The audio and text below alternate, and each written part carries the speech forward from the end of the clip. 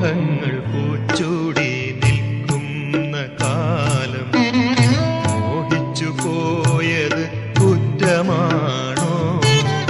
മോഹങ്ങൾ പൂച്ചൂടി നിൽക്കുന്ന കാലം മോഹിച്ചു പോയത് കുറ്റമാണോ? ആശകൾ വിരിയുന്ന കൗമാരകാലം ആശിച്ചു പോയത് കുറ്റമാണോ? ആശകൾ വിരിയുന്ന കൗമാരകാലം ആശിച്ചു പോയത് കുറ്റമാണോ?